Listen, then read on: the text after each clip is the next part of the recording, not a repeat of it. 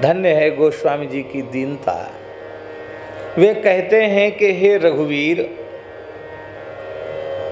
हे गुसाई, गोस्वामी शब्द का अपभ्रंश है गोसाई। गो माने क्या होता है?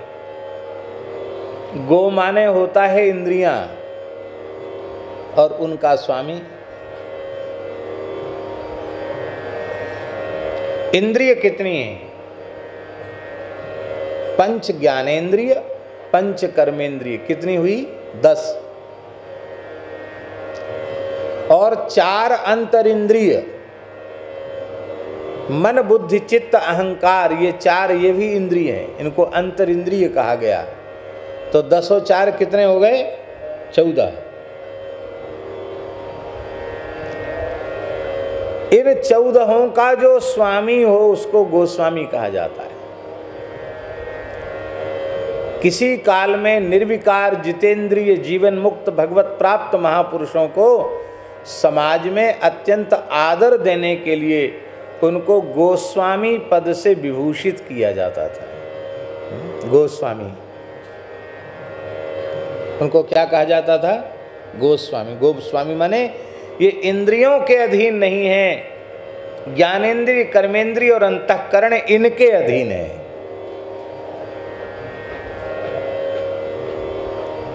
गोस्वामी तुलसीदास जी दूसरी बात कह रहे हैं। वे कहते हैं कि ज्ञानेन्द्रियां हो अथवा कर्मेंद्रियां हो अथवा अंतःकरण चतुष्टय हो, इन सबके स्वामी भी आप हैं, इनके नियामक भी आप हैं। ये सब नियम में है और आप इनके नियामक हैं।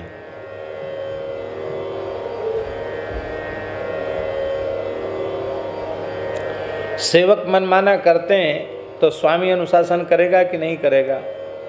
मानो गोस्वामी तुलसीदास जी राम जी को गोसाई कहकर ये कहते हैं कि यदि हमारे ज्ञानेन्द्रियां कर्मेंद्रियां विषयों की ओर जा रही हैं, आप में नहीं लग रही हैं, हमारा मन, हमारी बुद्धि, हमारा चित्त, हमारा अहंकार आप में समर्पित नहीं हो रहा है, हमारा अंतःकरण आपका अनुसंधान नहीं कर रहा है, तो आप तो इनके स्वामी हैं। ये गड़बड़ करते हैं तो इनको दंड दीजिए और जबरदस्ती अपने चरणों में लगाइए। ये भाव, अपनी सामर्थ्य से इन्हें अपने चरणों में लगाइए। हे भगवान, मैं क्या कहूं? कहूं कौन मुंह लायकें? अब कौन सा मुंह लेकर मैं आपके सामने कुछ कहूं? जब कोई व्यक्ति बहुत अधिक ग्लानि में भर जाता है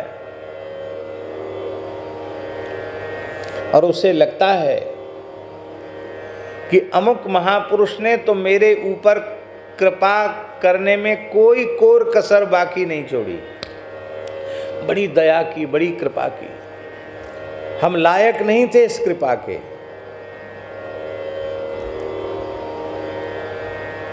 और हम अपनी दुष्टता से फिर भी बाज नहीं आए,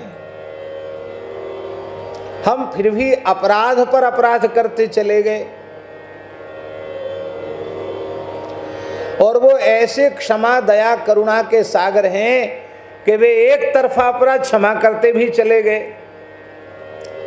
लेकिन अब तक तो हमें अपने अपराधों का अनुभव ही नहीं हो रहा था, पर जब मैंने अपने अपराधों का अनुभव किया, अपनी कमियों को, अपने अपराधों को, अपनी भूलों को स्वीकार किया, तो अब मेरा साहस नहीं हो रहा है कि मैं कौन सा मुंह लेकर जाऊं। कहते ना, अब भाई उनके पास तो अब हम जा ही नहीं सकते। क्यों? बोले क्या मुंह लेके जाएं? कहते ना, अब हम क्या मुंह लेके जाएं? अर्थात तब तो हम मुंह दिखाने के लायक भी नहीं रहे।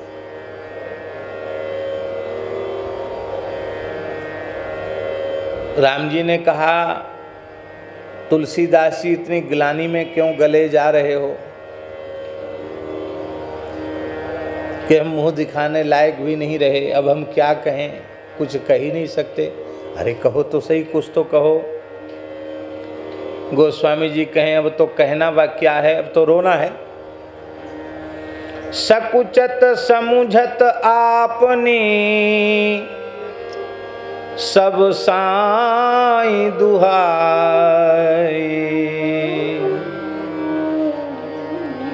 हे प्रभु, आप मेरे स्वामी हैं, आप मेरे प्राणनाथ जीवन धन हैं। हे श्री जानकी सर्वेश्वर प्रभु, मैं आपकी शपथ खाकर के कहता हूं, आपकी दुहाई देकर कहता हूं कि आपके जैसा कोई कृपा सागर नहीं है और मेरे जैसा कोई अपराधी नहीं है। मुझे बहुत संकोच होता है अपने किए हुए का जब मैं विचार करता हूं तो सकुचत समुझत आपने सब साईं दुहाई। अपनी करनी पर विचार करता हूँ तो इतनी लाज आती है, इतना संकोच होता है कि फिर हमारी बोलती बंद हो जाती है। मैं क्या कहूँ आपसे, कुछ कहने को नहीं होता हूँ।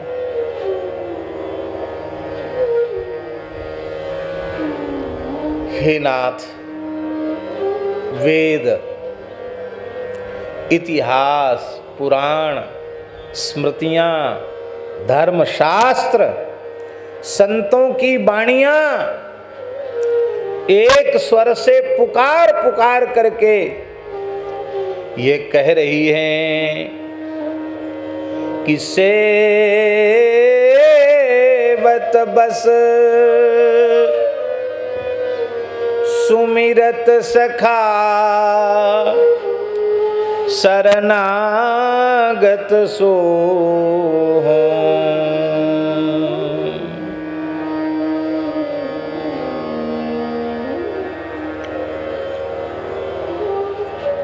आप सर्वेश्वर हैं,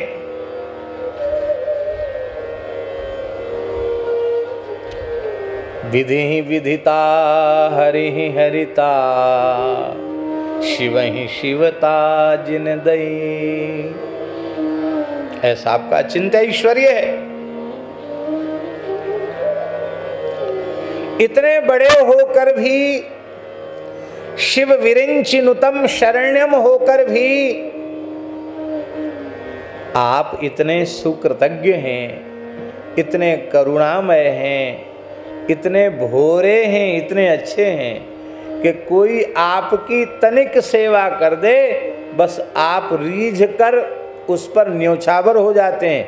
न्योछावर ही नहीं हो जाते हैं, सर्वतंत्र स्वतंत्र होते हुए भी उसके बस में हो जाते हैं, उसके अधीन हो जाते हैं।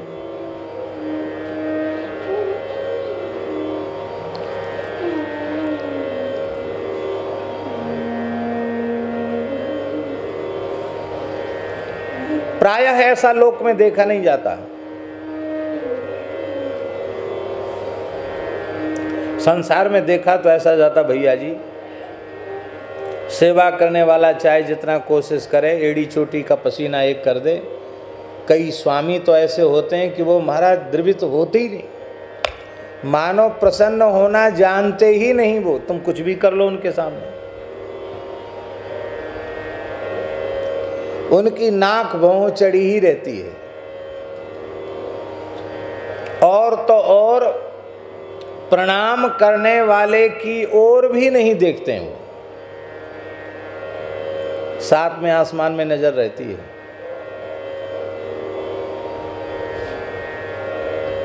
आप कैसे हैं? विभीषण जी ने कौन सी सेवा की थी राम जी की? कोई सेवा की?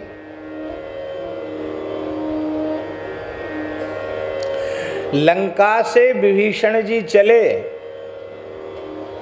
रावण की लात खाकर, और राम जी के चरणों में आए तो खाली हाथ आए, कुछ नहीं लाए।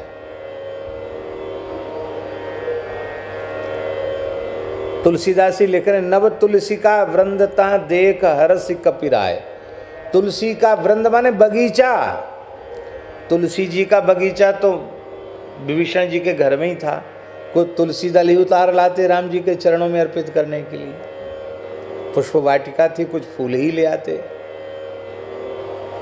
अरे इतनी बड़ी सोने की लंका थी, तोला 2 तोला सोना ही ले आते, खाली हाथ चले आए।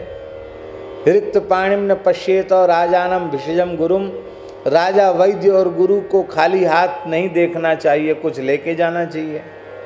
चलो कोई बात नहीं, तुलसी दल पुष्प द्रव्य कुछ भी नहीं लाए, कोई बात नहीं। अरे जल की तो कमी नहीं थी, इतना बड़ा समुद्र गरज रहा था, एक अंजलि समुद्र का ही जल भर के राम जी के चरणों में अर्पित कर देते। प्रभु एक अंजलि जल ही आपको समर्पित है, क्योंकि भगवान तो कह रहे हैं पत्रम पुष्पम फलम तोयम यो मे भक्त्या प्रयच्छति तदहम भक्त्युपहृतमश्नामि प्रयतात्मनः। तो एक अंजलि जल अर्पित कर देते, ये भी नहीं किया। तब क्या किया? केवल इतना किया, क्या? श्रवण सुजस सुनी आई हो, प्रभु भंजन भव भीर, त्राहि त्राहि आरति हरण, शरण सुखद रघुवीर। हे प्रभु, आपके सुयश को अपने कानों से हनुमान जी के द्वारा सुनकर के आया हूं। हे प्रभु, आप भवभीर संसार की इस विपत्ति को हरने वाले हैं। हे नाथ, मैं आपकी शरण में हूं, मेरी रक्षा करो, मेरी रक्षा करो। केवल इतना ही तो कहा था विभीषण ने, और आपने कैसा व्यवहार किया।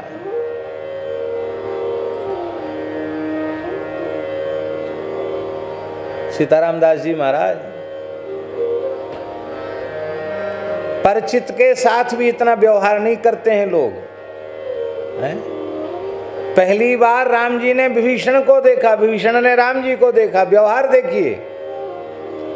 अस कही करत दंडवत देखा, तुरत उठे प्रभु हरसि विशेखा। भगवान उठ के खड़े हो गए। दीन बचन सुन प्रभु मन भावा, भुज विशाल गही हृदय लगावा। चरणों में पड़े हुए विभीषण को दौड़ दूर से प्रणाम कर रहे। विभीषण दौड़े, प्रभु उठाया, भुजाओं में भर के हृदय से लगाया। शरणागत की जगह चरणों में होती है, पर सरकार ने कहाँ रखा? अनुज सहित मिली ढिंग बैठारी, अपनी बराबरी पर बिठा लिया। अनुज सहित मिली ढिंग बैठारी, बोले बचन भगत भयहारी। क्या बोले? कहु लंकेश। राम जी झूठ तो बोलते नहीं, झूठ बोलते हैं राम जी। राम सत्य संकल्प, प्रभु सत्य संकल्प है राम, झूठ नहीं बोलते हैं। रामो द्विर्नाभिभासते, वाल्मीकि महर्षि कहते राम जी किसी बात को 2 बार नहीं बोलते, एक बार बोल दिया सो बोल दिया। द्विशरम नाभिसंधत्ते, राम जी द्वारा बाण नहीं लेते हैं।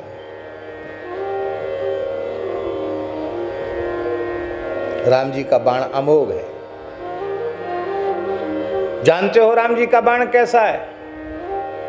तूणे नई कशरह, तरकस में 1, हाथ में लिया 10, चूते करेण दशधा, जैसे ऐसे धनुष पर रखा। संधान काले शतम, धनुष को छूते चापे भूत सहस्र, 1000, लक्ष्य गमने, छोड़ते ही लाख, कोटिश्च कोटिर्वधे, जब शत्रु तक पहुंचे तो करोड़ों करोड़ हो गए, और आगे बढ़कर अंते अर्ब निखर्ब अर्ब खर्ब हो गए।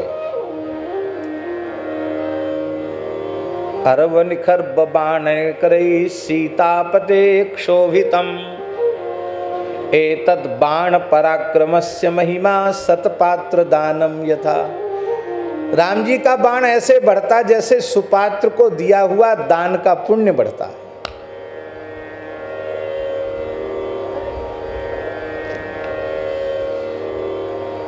ऐसे राम जी द्विशरम नाभिसंधत्ते, द्वारा बाण नहीं रखते धनुष की प्रत्यंजा पर।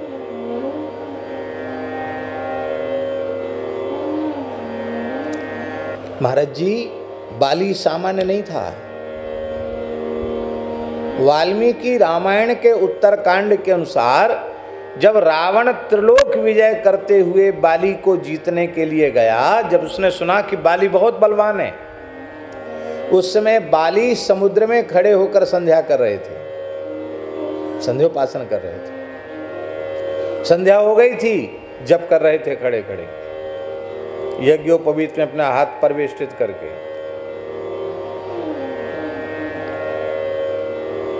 जप कर रहे थे। रावण ने सोचा कि इसको बाहर निकलने के बाद ताल ठोक कर ललकारेंगे युद्ध के लिए, संभव नहीं कि हमारी विजय हो जाए। हमको तो विजय पत्र लिखाना है, त्रिलोक विजयी का खिताब हमको लेना है, छल पूर्वक इसको जीतना चाहिए। तो रावण ने क्या योजना बनाई? वाल्मीकि में लिखा है कि ये संध्या कर रहा है, आंख मूंद के ध्यान कर रहा है, हम पीछे से जाएं, इसकी कमर में खोंचा मार के पकड़ के और इसको सिर के बल डुबा दें समुद्र में, तब तक डुबा के रखें जब तक इसके दम घुट के प्राण न निकल जाए। ये सोचा था रावण ने। पर महाराज बानर की एक प्रकृति होती है, भगवान की दी हुई विशेषता है। बानर की प्रकृति होती है, बानर किसी चीज को देखकर भी अनदेखा कर देता है। आप देखो, अभी हम तो लोग वृंदावन में देखते हैं बंदरों का तमाशा। मिठाई रखी हो, फल रखा हो, देख तो लेगा, ऐसे मुंह कर लेगा। मतलब हमें कोई मतलब नहीं, चाहे तुम्हारे लड़ुआ धरे हो, चाहे रोटी हो, चाहे पूड़ी पकौड़ी मालपुआ हो, चाहे फल फूल हो, कोई लेना देना। और जैसे ही आप तनिक असावधान हुए कि बस पर बंदर का निशाना चूकता नहीं, तो रावण बाली समझ तो गया कि ये रावण है और ये इस विचार से आ रहा है, तो भीतर से सावधान और बाहर से और आंख मूंद के भजन करने लग गया, जिसमें रावण समझा कि तो पता ही नहीं इसको।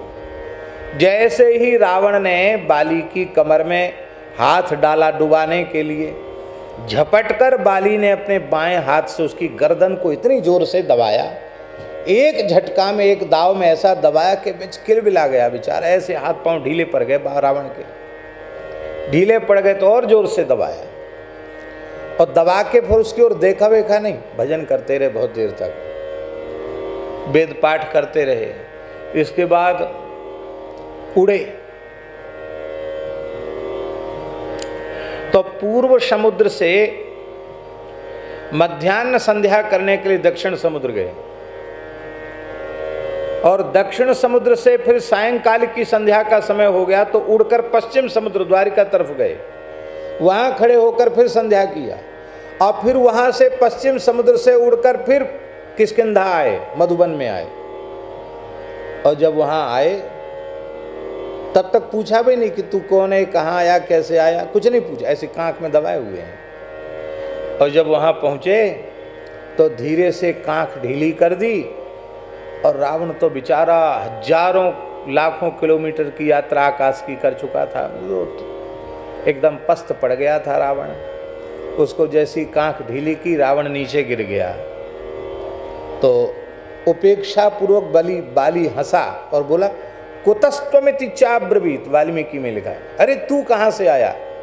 जैसे कोई चेंटा कीड़ा मकोड़ा यहाँ चला जाए और लोग कहें क्या, फिर ऐसे पटक के ये कहाँ से चढ़ गया यहाँ, ऐसे ही कीड़े मकोड़े की तरह रावण को पटक कर कहा, अरे तू कहाँ से आया। कहते ना हमारी मूंछ नीची हो गई।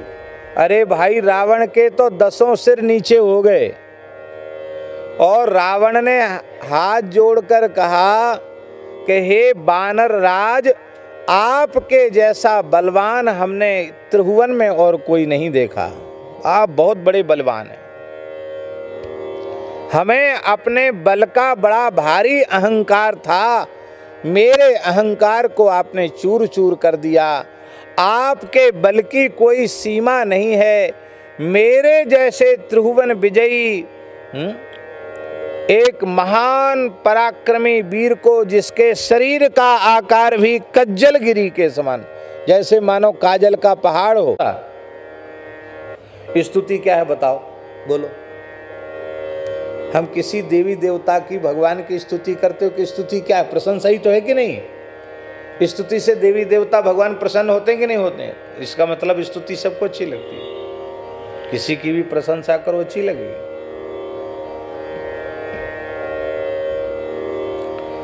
बाली बड़ा खुश हुआ, बोले अच्छा क्या याचना करते हो तुम, क्या चाहते हो? बोले मैं आपसे आपकी मित्रता का हाथ चाहता हूं और आपसे अभयदान चाहता हूं, आप मेरे मित्र बन जाइए।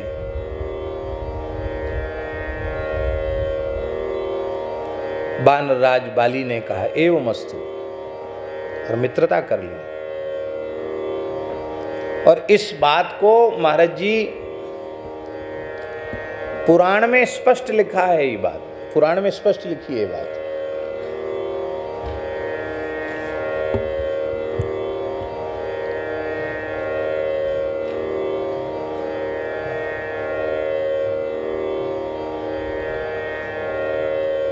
श्री सीताराम पुराण में स्पष्ट लिखी है। कहाँ गए पुजारी जी, या कोई है भाई? नहीं, पुजारी जी कहाँ?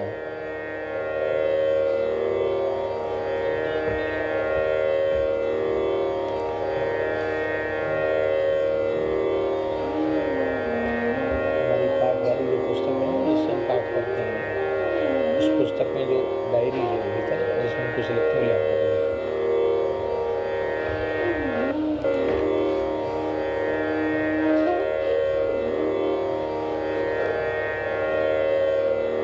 कितना बलवान बाली।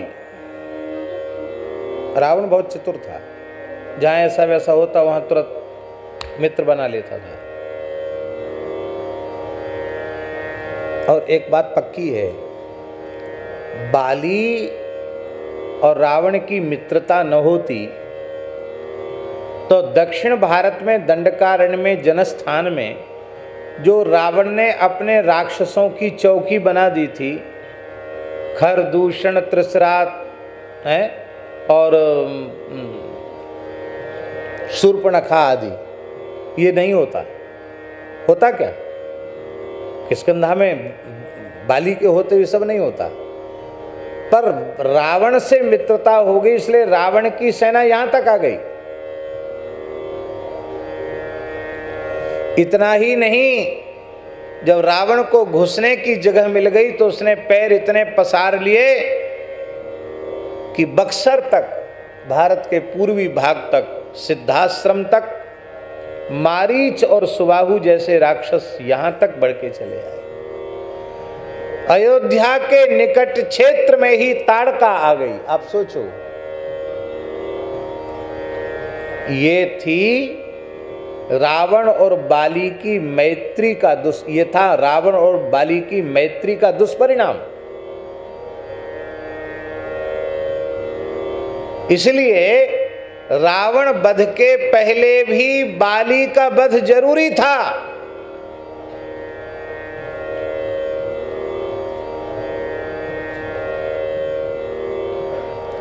महाराज जी स्पष्ट लिखा है,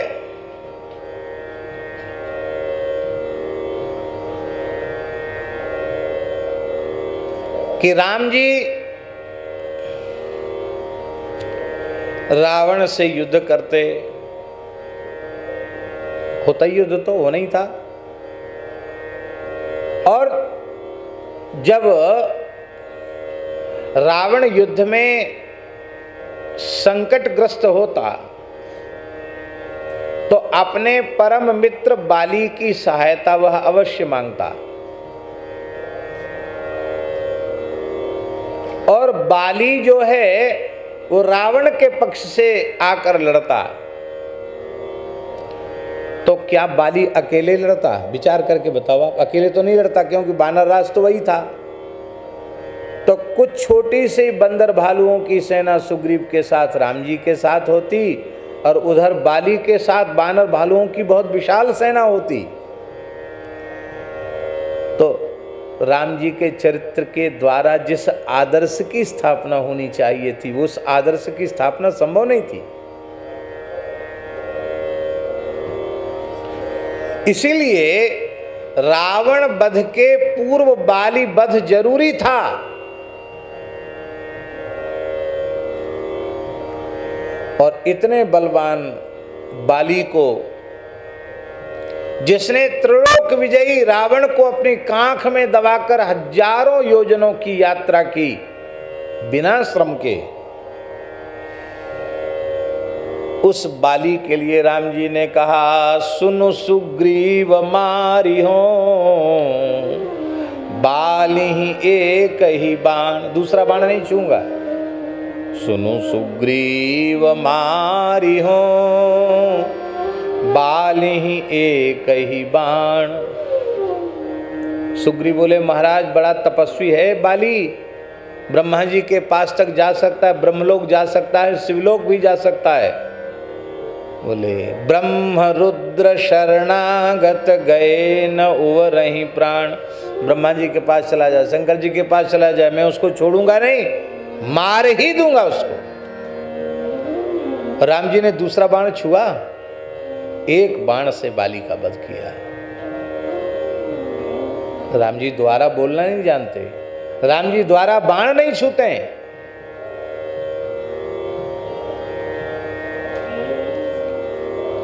और राम जी कौन सा काम दो बार नहीं करते? न द्विर ददाति, राम जी दो बार देते भी नहीं है। हाँ, इसका मतलब क्या है? कंजूस हैं कि एक बार दे दिया हाथ जोड़ लिया, ऐसा नहीं है। एक बार में ही इतना दे देते हैं कि फिर उसका मंगतापना सदा सर्वदा के लिए समाप्त हो जाता है।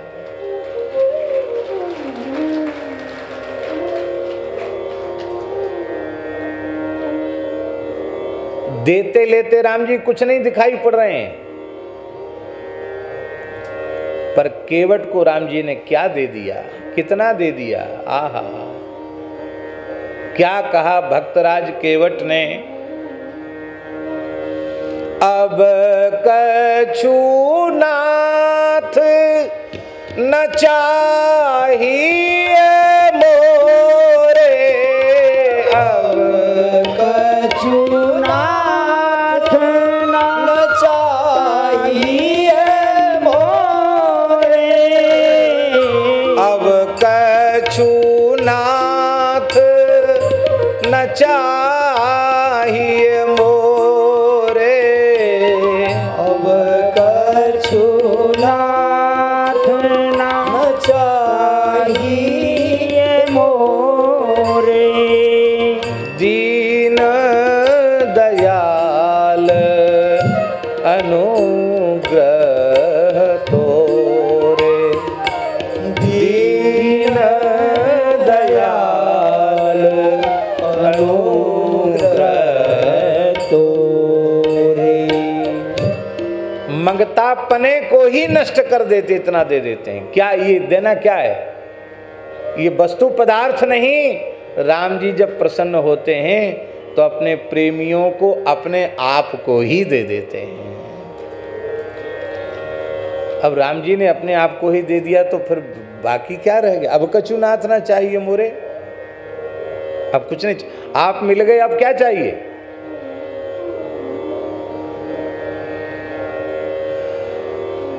ऐसे राम सकुचत समुझत आपनी, सब साईं दुहाई। तो हम चर्चा कर रहे थे सेवत बस।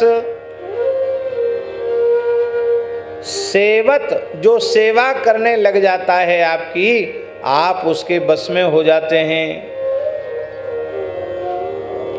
सेवक के बस में हो जाते हैं। कितने बस में हो जाते हैं?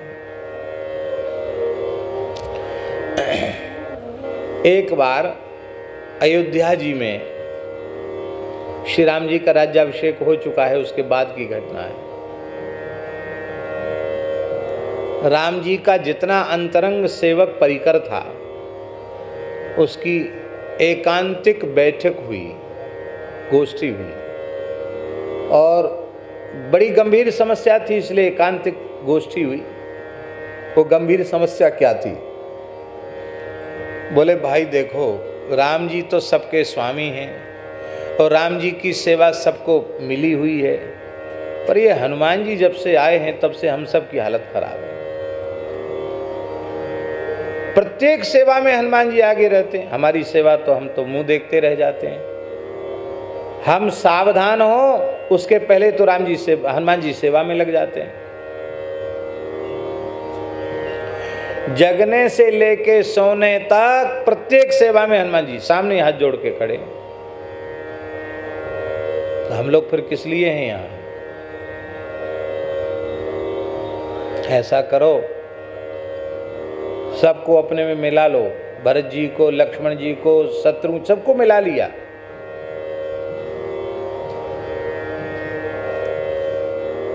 एकदम जो राम जी उनको को भी मिला लिया। देखो भाई, बोले हाँ बात तो सही है, हमारी सेवा भी छूट जाती है, तब क्या करें? बोले राम जी से कहो। बोले तो बट गई सेवा, बटने के बाद भी अब गलती तो हम लोगों की है कि हम लोग उतने सावधान नहीं हैं, हनुमान जी जितने सावधान नहीं हैं। तो ऐसा करो, अब की बार राम जी सेवा का विभाजन करके राम जी के, किशोरी जी के हस्ताक्षर करवा लो, सील ठप्पा मोहर लगवा लो, और हनुमान जी से कहो कि देखो ये प्रस्ताव पारित हुआ है, ये सेवा है, भरत जी की ये, लक्ष्मण जी की ये, और शत्रुघ्न जी की ये, सुमंत्र जी की ये, सब की अलग अलग सेवाएं।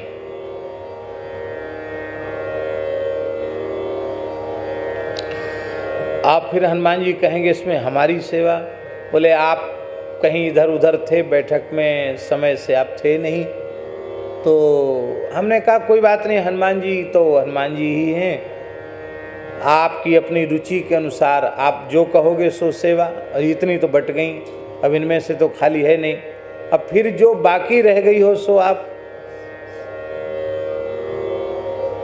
ऐसा ही किया, इतना गंभीर चिंतन किया महाराज जी कि एक छोटी सी छोटी सेवा राम जी की छोड़ी नहीं, सब सेवाएं बट गई।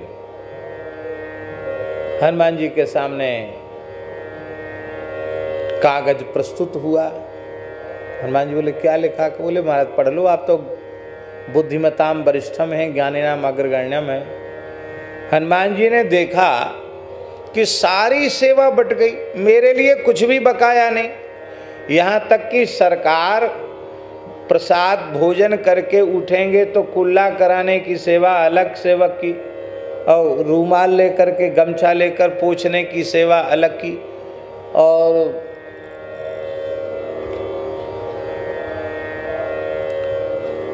और पान सुपारी देने की सेवा अलग की। कोई सेवा नहीं, सब सेवा एक एक सेवक की बटी, सरकार के हस्ताक्षर। हनुमान जी ने कहा मेरी सेवा? बोले आपकी तो क्या है, इसमें से जो बाकी हो सब आपकी, बाकी बची हुई सब सेवा आपकी। हनुमान जी बोले बाकी तो कुछ है ही नहीं, फिर भी चलो, सरकार हमें सेवा देना ही चाहेंगे तो सेवक को तो सेवा मिलती है, इसलिए सेवा भाव हो तो सेवा दी नहीं जाती है, सेवक को सेवा मिल जाती है। चर्चा चल ही रही थी, तब तक राम जी को जम्हाई आई उबासी। राम जी को जम्हाई आई तो जम्हाई आने पर चुटकी बजाना चाहिए, पुरानी पद्धति है। तो सरकार को चुटकी बजाने का भी श्रम क्यों करना पड़े? बोले सरकार ये सेवा हमारी, आपको जब भी जम्हाई आएगी हम चुटकी बजाएंगे।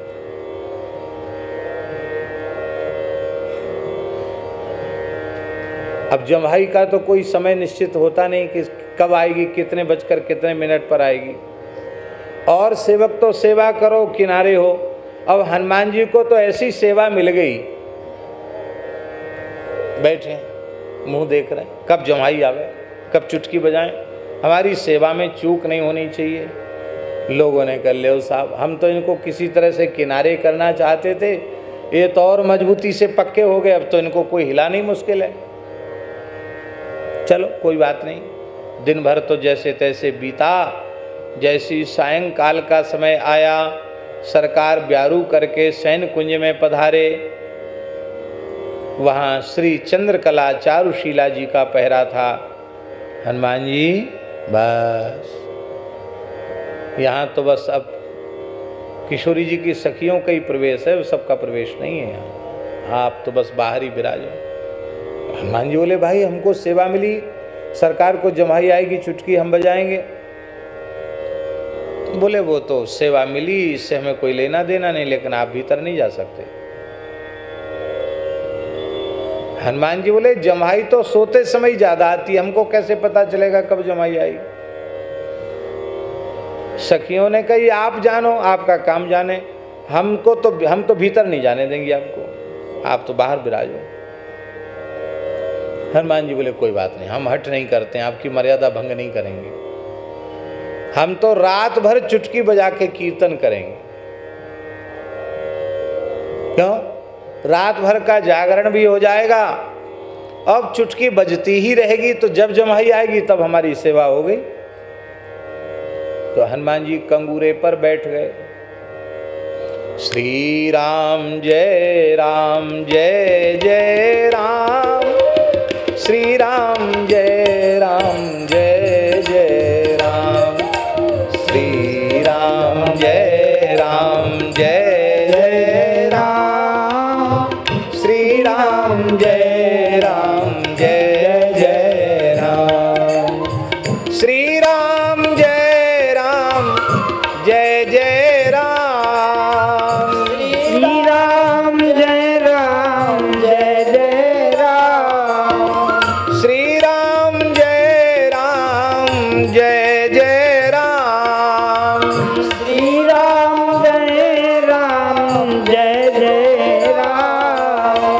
श्री राम जय जय राम, श्री राम जय जय राम, श्री राम जय जय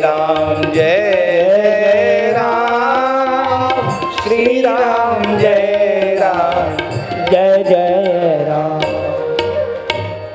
हनुमान जी ने तो विजय मंत्र का कीर्तन करते हुए चुटकी बजाना आरंभ कर दिया, और रघुनाथ जी ने सोचा मेरे सेवक हनुमान जी की सेवा व्यर्थ क्यों जाए।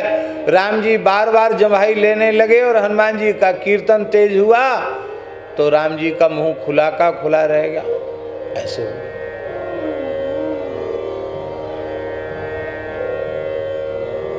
हाहाकार मच गया, सब सखियां परेशान, केसरी जी व्याकुल, श्री कौशल्या केकई सुमित्रा आ गई, भरत जी आ गए, लक्ष्मण जी आ गए, शत्रुघ्न जी आ गए। सरकार को क्या हो गया, मुंह खुला का खुला रह गया। पूरे अयोध्या में हाहाकार मच गया। बोले अब तो कोई समाधान नहीं। राज वैद्य आए, नाड़ी वाड़ी देखे, बोले वो तो एकदम सही है, पर क्या पता, कोई बीमारी का कोई पता नहीं, मुंह खुला का खुला रह गया। हाय हाय बड़ा अनर्थ हो गया। अब तो जब कोई समाधान न हुआ तो गुरुजी को याद किया, वशिष्ठ जी महाराज पधारे। अर्धरात्रि का समय, सब रो रहे हैं अयोध्या में, सब महल में करुण क्रंदन मचाए। सरकार को पता नहीं क्या हो गया, मुंह खुला का खुला रह गया। वशिष्ठ जी ने देखा, ध्यानस्थ हुए, ओहो ये अपने सेवक की सेवा के अधीन हो जाते, ये रघुनाथ जी का स्वभाव है। सब समझ गए ध्यान में। बोले सब लोग यहाँ उपस्थित हैं? बोले हाँ हाँ सब उपस्थित हैं। सब सेवक उपस्थित हैं? बोले हाँ सब सेवक उपस्थित हैं। वो हनुमान जी कहाँ हैं? तब लोगों का ध्यान, बोले हाँ हनुमान जी तो नहीं है। तो समाधान तभी होगा जब हनुमान जी आएंगे। हनुमान जी को खोजो। सखियों ने कहा वो तो भीतर घुसना चाहते थे, हमने मना किया था, पता नहीं कहाँ गए होंगे। बाहर निकल के देखो तो कनक भवन के कंगूरे पर बैठकर श्री राम जय राम जय जय राम, श्री राम जय राम जय जय राम, श्री राम जय राम जय जय राम, श्री राम जय राम जय जय राम। कीर्तन करते चुटकी बजाते थे, हनुमान जी कूदे। जैसे ही बोले भला भीतर चलो हनुमान जी, जैसे भीतर जाके देखा सब घेरे हुए, सब रो रहे हैं, राम जी का मुंह खुला का खुला है। ये देखकर हनुमान जी भी दुखित हो गए। अब दुख में कीर्तन छूट गया, चुटकी बजाना जैसे ही बंद हुआ राम जी का मुंह बंद हो गया। राम जी मुस्कुराते हुए उठ के बैठ गए। बोले तुम्हारी चुटकी व्यर्थ हम जाने नहीं दे सकते, क्योंकि हम तुम्हारी सेवा के अधीन हैं। वशिष्ठ जी बोले पहले कागज लाओ जिस पर सबके हस्ताक्षर हुए थे, लाओ कागज लाओ। कागज आ गया। बोले इसको फाड़ के अभी सरयू जी में विसर्जित कर दो। क्यों? बोले ये कागज बना, रजिस्ट्रेशन हुआ सेवा का, उसी से समस्या आई। अब बोलो अब क्या कहना चाहते हो? सबने हाथ जोड़ के कहा हनुमान जी समस्त सेवाओं पर आपका प्रथम अधिकार होगा, आपकी दया से कुछ बाकी रह जाएगा सो हम लोग भी कर लेंगे, बाकी प्रथम अधिकार तो आपका है, क्योंकि श्री रघुनाथ जी को आपने अपने वश में कर लिया है। गोस्वामी जी के शब्दों में सुमिरी पवन सुत पावन नामो, सुमिरी पवन सुत पावन नामो, अपने बस करी राखे राम, अपने बस करी राखे राम। सेवत बस, ये राम जी का पहला गुण है, पहली विशेषता है। आप सेवा करके तो राम जी के देखो, राम जी आपके अधीन हो जाएंगे। सेवत बस। और दूसरा क्या है महाराज जी? सुमिरत सखा। आप राम जी का स्मरण करो तो वे आपको दास बनाकर नहीं, सेवक बनाकर नहीं, अपना सखा बनाकर रखेंगे।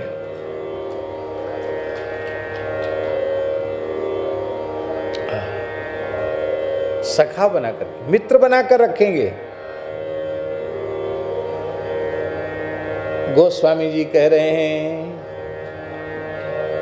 भगवान शिव, आहा तुम पुनी राम राम दिन राती, तुम पुनी राम राम दिन राती, सादर जपहु अनंग अराती, सादर जपहु अनंग अराती। अहर्निश राम राम आदर पूर्वक जपते हैं, उसका परिणाम क्या है कि भोले बाबा का जैसा सखा सरकार का और कोई दूसरा है ही नहीं। परम मित्र हैं, परम सखा है।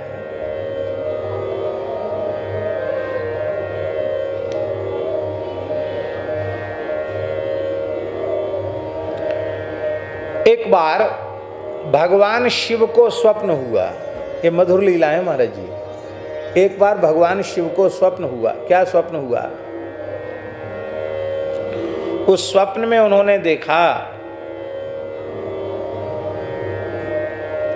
मृणाल धवल श्वेत वर्ण का विशाल शेष नाग है, शेष शैया है, शेष जी के 1000 फण हैं, सब पर मणियां चमक रही हैं। शेष जी की गोद में भगवान पौड़े हुए हैं।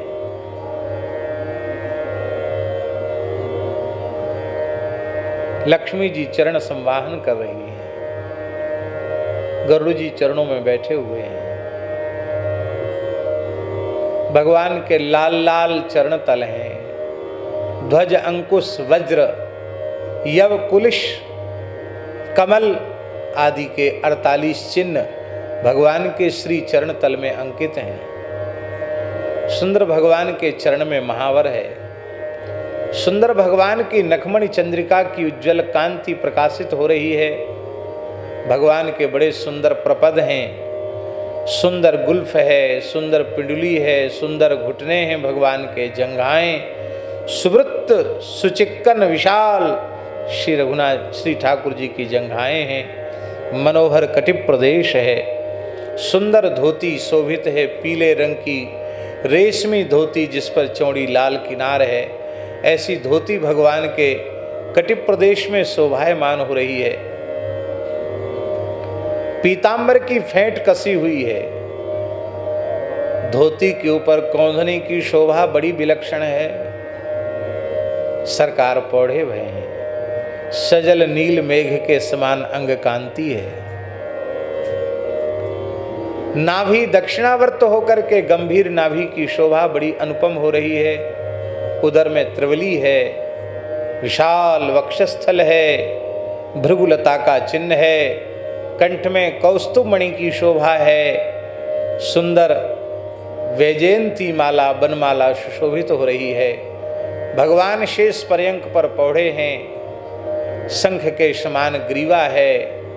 सुंदर ठोड़ी है। सुंदर सुचिक्कन सुवृत्त कपोल हैं। लाल लाल अधर हैं। लाल लाल उत्तरोष्ठ है। भगवान की बड़ी प्यारी दंत पंक्ति है। बीच बीच में हंसते हैं, मुस्कुराते हैं। नासा मोती हिल रहा है। विशाल नेत्र हैं। उनमें कज्जल की रेखा बड़ी शोभायमान हो रही है। कर्णांत दीर्घ नयन हैं। कमान के समान खिंची हुई भौहें हैं। सुंदर सुचिक्कन सुवृत्त सुदीप्त विशाल ललाट है। उसके मध्य में सुंदर ऊर्ध्वपुंड्र विराजमान है। केसर युक्त चंदन की खौर बड़ी प्यारी है। कपोलों पर विचित्र पत्रावली है। मकराकृत कुंडल हैं। भगवान की घुंघराली अलकावली हिल रही है, पवन वेग से कपोलों को छू रही है। मानो नील कमल के मकरंद को पीने के लिए भौरे टूट टूट पड़ रहे हों। सुंदर मुकुट है।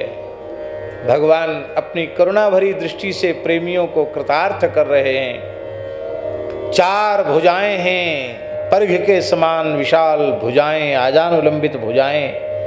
चंदन का अंगराग हो रहा है। सुंदर बाजूबंद हैं। सुंदर भगवान के हाथ में कंकन हैं। बड़े प्यारे करतल हैं। सुंदर करतल के चिन्ह हैं। उंगलियों में सुंदर मुद्रिकाएं विराजमान हैं। शंख चक्र गदा पद्म भगवान धारण किए हुए हैं। ऐसे भगवान का दर्शन करके शंकर जी को इतना आनंद हुआ कि महाराज क्या कहना, आत्मविभोर हो गए। और इधर भगवान नारायण को स्वप्न हुआ।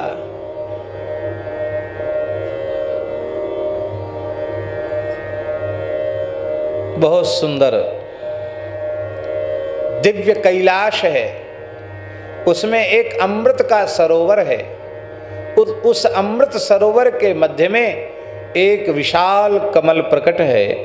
और उस कमल के मध्य में सुंदर व्याघ्र चर्म बिछा हुआ है। उस कमल की कर्णिका में, विशाल कमल की कर्णिका में भगवान शिव विराजमान है। कर्पूर के समान गौर अंग कांति है। उस पर सुंदर विभूति की शोभा हो रही है। आपाद मस्तक पर्यंत भस्मोद्धूलित भगवान शिव का सर्वांग है। भगवान के लाल लाल चरण हैं। उन चरणों में 48 चिन्ह सुशोभित हैं। भगवान पद्मासन से विराजमान हैं। भगवान शिव इसलिए उनके दोनों चरण तलों का दर्शन हो रहा है। शांभवी मुद्रा में कमल पर बैठे हैं, ये मुद्रा है, इसलिए करतल का भी दर्शन हो रहा है। सुंदर भुजाएं हैं, त्रिशूल डमरू आदि आयुध वहां विराजमान हैं। भगवान शिव का बहुत सुंदर वक्षस्थल है। सर्प के ही यज्ञोपवीत हैं, सर्प की ही कौंधनी है। व्याघ्र चर्म उनका परिधान है और गजचर्म उत्तरी के रूप में धारण किए हुए हैं। शंख के समान सुंदर ग्रीवा है। ग्रीवा शंख जैसा श्वेत होता है, ऐसी श्वेत ग्रीवा है। मध्य में वो कालकूट विष वो नीलमणि के समान शोभायमान हो रहा है। ऐसे लग रहा भगवान शिव ने अपने कंठ में नीलमणि धारण कर रखी हो। सुंदर भगवान शिव की ठोड़ी है, सुंदर कपोल हैं, बहुत सुंदर नासिका है, लाल लाल अधर उत्तरोष्ठ हैं, मंद मंद मुस्कुरा रहे हैं। और शांभवी मुद्रा में, जिसको उन्मुनी मुद्रा कहते, उसमें भगवान शिव बैठे हैं, ध्यान मुद्रा में बैठे हैं। भगवती पराम्बा जगदम्बा श्री पार्वती जी उनके वामांग में विराजी हैं। वो भगवान शिव की उस मधुर झांकी का दर्शन करके आनंद विभोर हो रही है। ये स्वप्न किसको दिखा? नारायण भगवान को। अब दोनों प्रेमी तो है ही हैं एक दूसरे के। अब इतना प्रेमी कि शंकर जी व्याकुल हो गए। स्वप्न टूटते ही ऐसे प्रभु के पास चलना चाहिए, मानो ध्यान में ठाकुर दर्शन देकर न्योता दे रहे हैं कि आओ मेरे पास, जल्दी आओ। ऐसे ही शंकर जी को लगा ठाकुर हमको बुला रहे हैं, और ठाकुर जी को लगा भोले बाबा हमको बुला रहे हैं। दोनों ही चल पड़े। वैकुंठ से नारायण चल पड़े और शिवलोक से शंकर जी चल पड़े। दोनों चले महाराज, एक ही मुहूर्त में चले। और दोनों देवता हरिहर चलकर कहाँ पहुँचे? वो महाराज जी मानस सरोवर के तट पर दोनों का मिलन हो गया। मानस सरोवर के तट पर दोनों का मिलन हो गया। अब तो महाराज एक दूसरे के छाती से छाती लगाकर, गले से गला लगा करके बहुत प्रेम से मिले, बहुत स्नेह से मिले महाराज। मित्रता तो मित्रता ही होती है। भगवान ने अपने प्रेम जल से शंकर जी का अभिषेक कर दिया, शंकर जी ने अपने प्रेम जल से भगवान का अभिषेक कर दिया। अरे बोले मित्र बहुत दिन बाद मिले, बहुत दिन बाद मिले, चलो जल विहार कर लें। तो मानस सरोवर में भगवान हरिहर प्रविष्ट हो गए। अब जल विहार चलने लग गया, मित्रों में जल विहार। अब देखो शिवजी तो निरंतर भगवान का स्मरण करते हैं, भगवान निरंतर शिवजी का स्मरण करते हैं। दोनों मित्र हैं, एक दूसरे के ऊपर जल उलीचने लगे। जल क्रीड़ा कहते हैं ना इसको, जल में खेलना। अब ऐसे भाव मग्न हो गए, लीला निमग्न हो गए कि देवताओं के वर्षों से हजारों वर्ष व्यतीत हो गए। दोनों देवता मानसरोवर से बाहर ही नहीं निकलते, खाली जल उलीचने में लगे। और शंकर जी तो वैसे भी जलधारा प्रियो शिवा, जितना जल चढ़ाओ उतना राजी होते हैं। हाहाकार मच गया सब देवताओं में। बोले महाराज अब इनको कैसे जल क्रीड़ा से विरत किया जाए, अलग कैसे किया जाए? सब काम ठप हो रहा है। न विष्णु भगवान कहीं पूजा स्वीकार कर रहे हैं, न शंकर जी। फुर्सत होए तब ना पूजा स्वीकार करे, फुर्सत ही नहीं पूजा लेने की। एक जगह एक रूप होकर के ये खेल रहे हैं, इनको कैसे खेल से अलग किया जाए? ब्रह्मा जी ने स्तुति करी, कोई अंतर नहीं पड़ा। ब्रह्माणी सरस्वती ने स्तुति की, कोई अंतर नहीं पड़ा। लक्ष्मी जी ने, विश्वक्सेन जी ने, सब ने स्तुति की। इंद्रादि देवताओं ने स्तुति की। वरुण, कुबेर, अग्नि, वायु, वशिष्ठ आदि ऋषियों ने स्तुति की, कोई असर नहीं पड़ा। खेल बंद ही नहीं हो। हाहाकार मच गया, सब उपाय व्यर्थ। इनका खेल कैसे रुके? बोले अब तो एक ही उपाय है। क्या? हनुमान जी कृपा करके खेल रुकवा सकते हैं।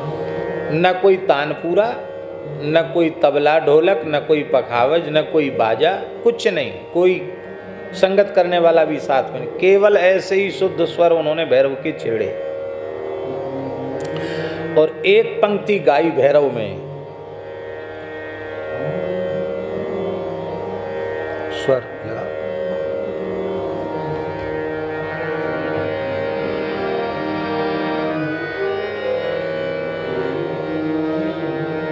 एक ही पंक्ति गाई, बहुत विलंबित में, हम तो वैसे गा भी नहीं पाएंगे। अकेली जन जइयो राधे,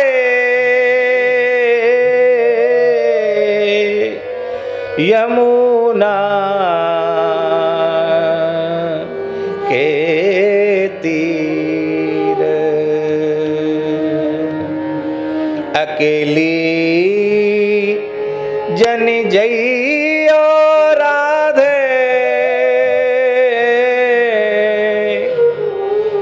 यमुना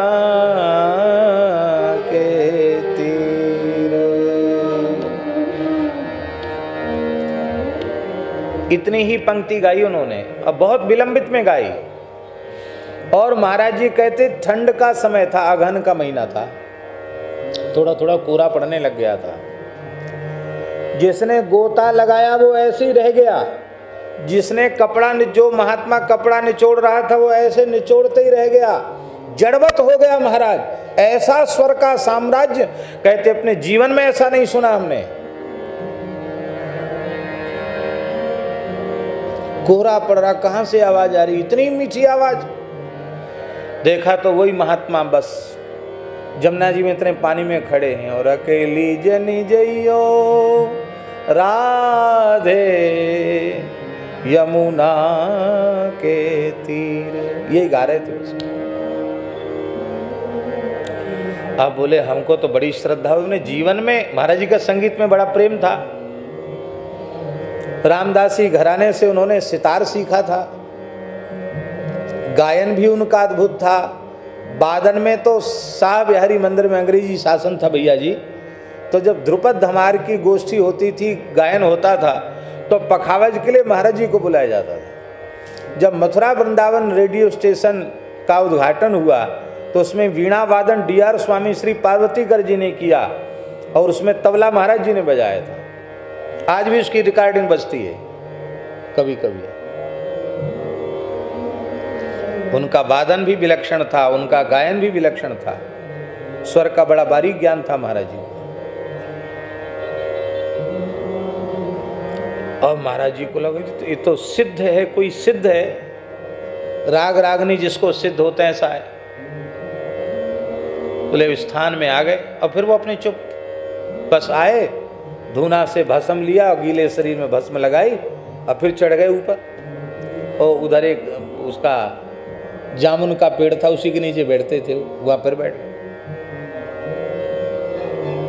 महाराज जी कहते मैंने बुलाया उनको, बालक भगवान इधर आओ, गुरु भाई इधर आओ। हम तो सोचते थे इतने में से आप मौनी बाबा हैं, हाँ बड़ा सुंदर गाते हैं। जब बहुत आग्रह करके पूछा तो उन्होंने एक घटना सुनाई, बहुत ध्यान से सुने, ये सब घटनाएं सुनने को नहीं मिलेंगी जल्दी। बोले महाराज हमारा जन्म इधर देवप्रयाग क्षेत्र का है, पहाड़ के क्षेत्र का जन्म है हमारा। देवप्रयाग है ना, देवप्रयाग क्षेत्र का हमारा जन्म है। ब्राह्मण बालक हैं हम महाराज।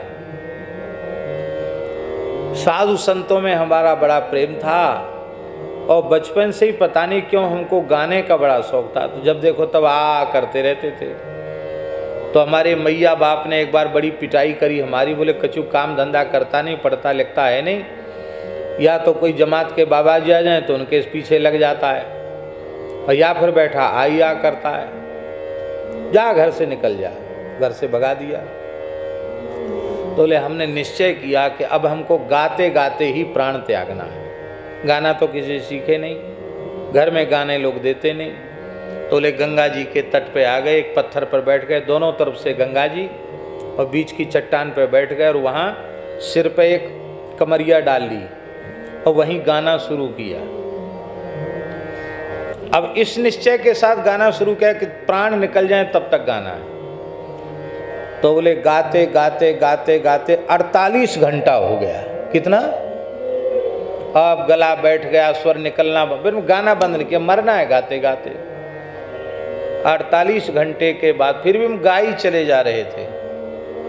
तो अकस्मात मेरी आंखों के सामने प्रकाश हुआ और मेरी कमरिया किसी ने हटाई, तो मैं क्या देखता हूँ, वीणा लिए हुए साक्षात भगवती सरस्वती विराजमान।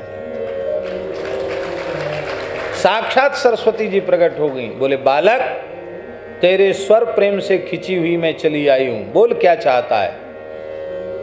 बोले बस अब संसार में कहीं मन नहीं है, मैं ऐसे ही फक्कड़ होकर के, विरक्त होकर के, और केवल ठाकुर जी का गुणगान अपने सुख के लिए, राग रागनी में जिस समय का जो राग हो, जिस समय की जो रागनी हो, उसमें हम ठाकुर जी को गाकर रिझाना चाहते हैं। बोले सरस्वती जी ने कहा एवमस्तु।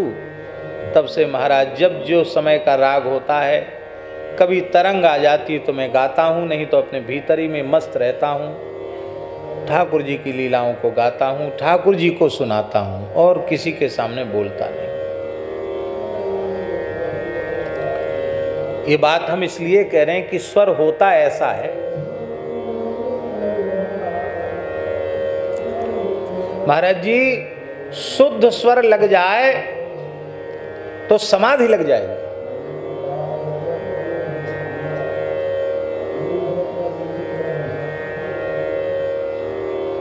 स्वर सामान्य नहीं है, स्वर ही ईश्वर है। स्वर साधन ईश्वर का साधन है, ईश्वरोपासन है।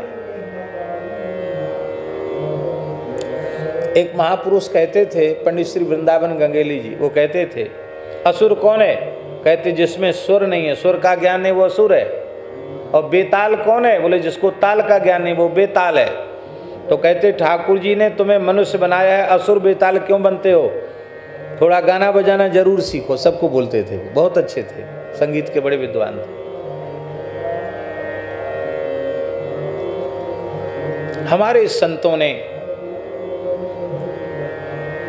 गा करके ठाकुर जी को रिझाया है। अष्टछाप के महान भक्त कवि देखो, रसिकाचार्य देखो, श्री तुलसीदास जी, सूरदास जी, कबीरदास जी, मीराबाई, मलुकदास जी, सबके सब ठाकुर जी की राग भोग के द्वारा उपासना करने वाले महापुरुष थे। ठाकुर जी को अत्यंत प्रिय है। अब हनुमान जी ने गाया होगा, अब एक महात्मा ऐसा गा सकते हैं वृंदावन में, महाराज जी के आंखों के सामने देखी घटित घटना की सब जड़वत हो गए, तो हनुमान जी ने गाया होगा तो कैसा गाया होगा हम कल्पना भी नहीं कर सकते। हाँ, हनुमान जी कभी कृपा करके वो एक कोई अनुभूति हम लोगों को करा दे में तो भले ही संभव है, पर उसको भी हम वाणी से तो नहीं कह सकते।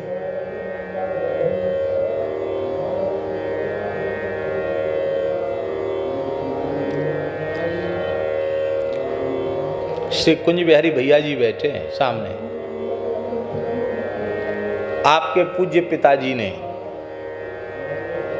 हमारे ब्रजमंडल की विशिष्टतम विभूति रासाचार्य पूज्य श्री स्वामी श्री राम शर्मा जी आज निरंतर श्री ठाकुर जी की रास की चिंतन में ही उनकी स्थिति है। और जिन लोगों ने उनका स्वर सुना है, क्या कहना। तो ये सही सही तो इनको मालूम होगा, बनारस की या कहाँ की घटना सुनाते थे। कहाँ है? कलकत्ते की। हाँ, कलकत्ते की घटना थी। विष्णु दिगंबर डीवी पुलस्कर। विष्णु दिगंबर उस समय के सबसे बड़े गायक थे, गवैया थे, श्री विष्णु दिगंबर जी। हैं क्या? हाँ, आपके पूज्य पिताजी श्री राम शर्मा जी के गुरुदेव भी साथ में थे, और उन्होंने जोगी मत जा मत जा मत जा इसको अहीर भैरव में गाया। विष्णु दिगंबर जी ने। सवेरे का समय था और ऐसा गाया महाराज, उन्होंने ऐसा गाया कि बोले हमने कहा हमारा माथा फट जाएगा, स्वर मत लगाओ, छाती फट जाएगी लोगों की। ऐसा इसको कहते हैं स्वर। स्वर का साम्राज्य स्थापित हो जाता है।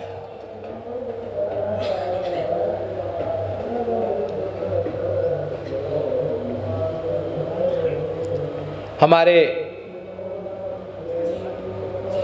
पूज्य भक्तमाली जी के काका गुरुजी थे।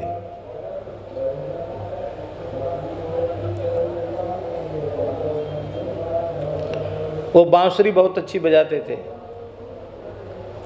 तो अखाड़े की जमात महाराज जी पड़ी थी उधर मिथिला क्षेत्र में, दरभंगा में जमात पड़ी थी, झुंडी जमात। और जमात में वो भी थे, जमात का नाम था झुंडी।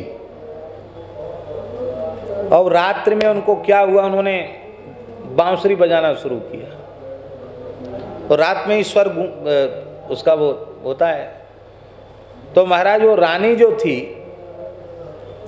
वो स्वर में उसका बड़ा प्रेम था रानी का। तो रानी जो है वो महल तो बंद था और वो दासियों के सहारे सीढ़ी लगाते जाने कैसे कैसे वो आ गई बांसुरी सुनने के लिए। पता चला तो जमात के महंत ने उनको प्रतिबंधित किया कि आज के बाद आप रात्रि में कभी भी बांसुरी नहीं बजाओगे। यही सजा दी जाती, जब कथा कीर्तन हो उतनी देर बजाना, बाद में मत बजाना। अभी तो रानी आई, कल और कोई घटना घट जाए तो साधुओं की पिटाई और हो जाएगी। स्वर ऐसा होता है। हनुमान जी ने राम नाम ऐसा आलापा कि स्वर साम्राज्य स्थापित हुआ। और महाराज जी भगवान शंकर का तो प्राण है राम नाम। ऐसा सुंदर राम नाम का श्रवण करते ही शंकर जी के तो नेत्रों से श्रुधार बहने लगी। वो भी हनुमान जी के स्वर में स्वर मिला करके राम राम राम राम राम राम राम। नारायण भगवान भी यही गाने लग गए और सबके सब यही गाने लग गए। इंद्रादि देवता पखावज बजाने लगे, नारद जी बीणा, सरस्वती जी बीणा बजाने लगी, सभी दिव्य वाद्य बजने लगे। और हनुमान जी के राम नाम संकीर्तन ने हरिहर की लीला को, जलक क्रीड़ा को विरत किया, ऐसा पुराणों में वर्णन है। गोस्वामी जी की एक भी कोई बात ऐसी नहीं है जो मनः कल्पित हो। इसलिए गोस्वामी जी इस पद में कह रहे हैं सेवत बस, सेवा करने वाले के बस में हो जाते। हनुमान जी के बस में हुए कि नहीं हुए? सुमिरत सखा, स्मरण करने वाले को अपना सखा बना लेते हैं। प्रत्यक्ष प्रमाण है कि नहीं? हरिहर का सख्य। सेवत बस सुमिरत सखा, शरणागत सो। सेवा करने वाले के बस में हो जाते हैं, स्मरण करने वाले को अपना मित्र बना लेते हैं। और शरणागत सो,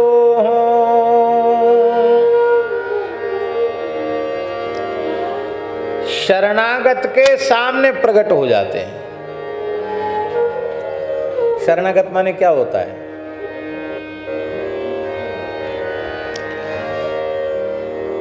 शरणागति के 6 प्रकार हैं। कितने प्रकार हैं? 6। 6 अंग जब होते हैं तब शरणागति पूर्ण होती है। केवल कहने से नहीं होती, बात बनती है।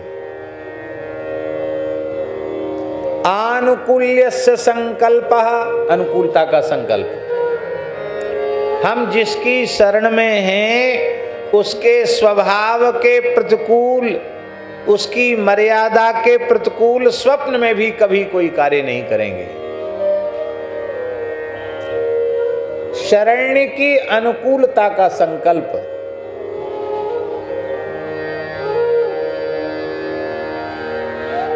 प्रातिकूल्यस्य वर्जनम, शरणागति का दूसरा अंग, प्रतिकूल कर्मों का त्याग, अनुकूलता का संकल्प, प्रतिकूलता का त्याग। जो भगवान को प्रिय लगेगा वही हम करेंगे, जो उनको प्रिय नहीं होगा वह नहीं करेंगे। जो गुरुजी को प्रिय होगा वो करेंगे, जो गुरुजी को प्रिय नहीं होगा वो नहीं करेंगे। जो उन्हें प्रिय नहीं होगा वो मेरे लिए कितना भी अच्छा लगता हो हम उसका त्याग कर देंगे। निषिद्ध का त्याग, प्रातिकूल्यस्य वर्जनम, रक्षिष्यति विश्वासो।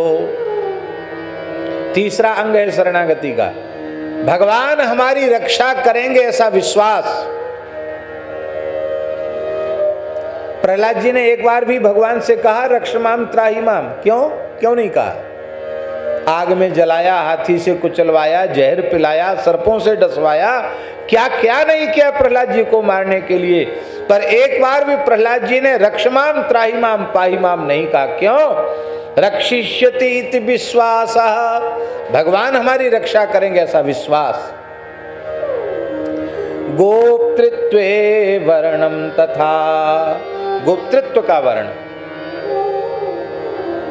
गोप्तृत्व वर्ण जानते हैं किसको कहते हैं? नहीं जानते। जैसे कोई सतकुल में उत्पन्न कन्या जब वेदादि शास्त्रों की मर्यादा के अनुरूप उसके पिता माता, उसके परिजन किसी पवित्र वर के साथ, कुलीन वर के साथ उसका विवाह निश्चित कर देते हैं, और जब वह पाणिग्रहीता हो जाती है, विवाह हो जाता है, तो वह अपना संपूर्ण समर्पण अपने पति को कर देती, कुछ भी बचा के नहीं रखती। वर्ण कर लेती है। वह अजनबी व्यक्ति उसका जीवन धन बन जाता है, उसका प्राणनाथ बन जाता है, उसका प्रियतम बन जाता है, उसका सुख ही उसका सुख बन जाता है, उसका दुख ही उसका दुख बन जाता है। कहां तक कहें, कथनचित वह नहीं रह जाता है, तो फिर कबीर जी के शब्दों में, यही विधि मन को लगावे, मन के लगाए प्रभु पावे। या विधि मन को लगावे, मन के लगाए प्रभु पावे, पावे मन के लगाए प्रभु पावे, पावे मन के लगाए प्रभु पावे। कई उदाहरण हैं। या विधि मन को लगावे, या विधि मन को लगावे,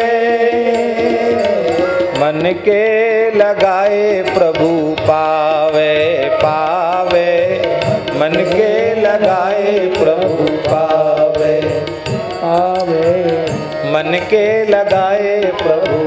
बहुत प्यारा पद है, दास को बहुत प्रिय है। जैसे नटवा चढ़त बांस पर, जैसे नटवा चढ़त बांस पर, ढोलिया ढोल बजावे, ढोलिया ढोल बजावे, अपना बोझ धरे सिर ऊपर, अपना बोझ धरे सिर ऊपर, सुरति बरत पर लावे,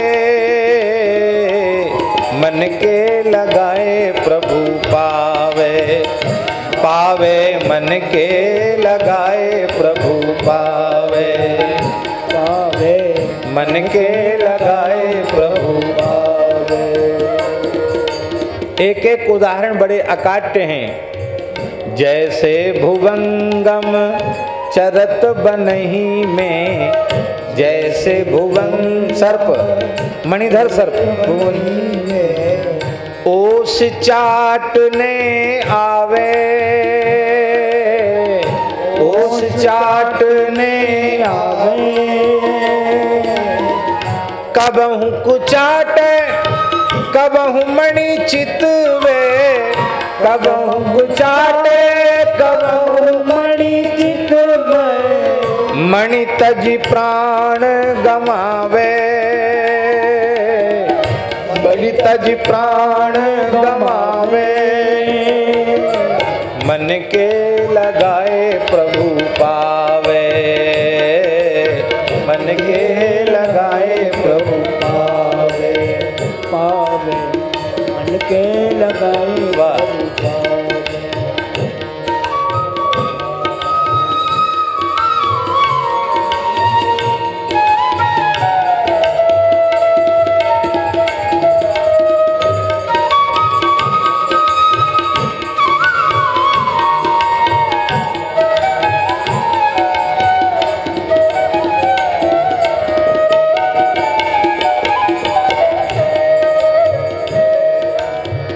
जैसे कामिनी भरे कूप जल, जैसे कामिनी भरे कूप जल। कर छोड़े बतरावे, कर छोड़े बतरावे। अपना रंग सखियन संग राचे, अपना रंग सखियन संग राचे। लेकिन सुरति गगर पर लावे, सुरति गगर पर लावे। मन के लगाए प्रभु पावे पावे, मन के लगाए प्रभु पावे। अब हम जो कहना चाहते थे वो उदाहरण, जैसी सती चढ़ी सत ऊपर, जैसी सती चढ़ी सत ऊपर। यह गोत्रत्व वर्णन तथा जैसी सती चढ़ी सत ऊपर, जैसी सती चढ़ी सत ऊपर। अपनी काया जरावे, अपनी काया जरावे। जीते जी चिता पर बैठ जाती है। मातु पिता सब कुटुंब त्यागे, मातु पिता सब कुटुंब त्यागे। सुरति पिया घर लावे, सुरति पिया घर लावे। मन के लगाए प्रभु पावे पावे, मन के लगाए प्रभु पावे पावे। मन के लगाए प्रभु पावे। या विधि मन को लगावे, या विधि मन को लगावे।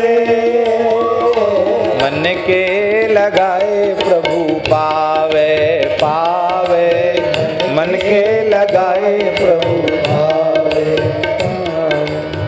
धूप दीप नैवेद्य अर्घ जा, धूप दीप नैवेद्य अर्घ जा। ज्ञान की आरती लावे, ज्ञान की आरती लावे। कहे कबीर सुनो भाई साधो, कहे कबीर सुनो भाई साधो।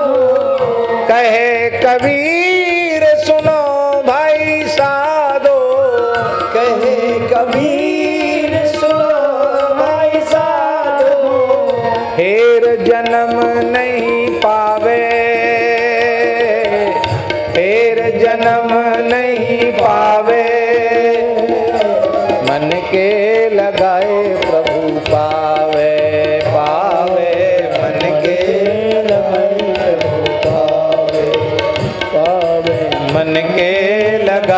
प्रभु पावे, या विधि मन को लगावे,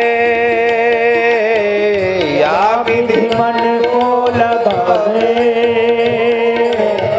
मन के लगाए प्रभु पावे, पावे मन के लगाए प्रभु पावे। सेवत बस सुमिरत सखा, शरणागत सो। महाराज जी एक ही बात है, भगवान सामने क्यों नहीं आ रहे हैं? क्योंकि हम ईमानदारी से शरणागत नहीं हो पाए। आप शरण में जिस क्षण शरणागत हो जाओगे उसी क्षण प्रकट हो जाएंगे।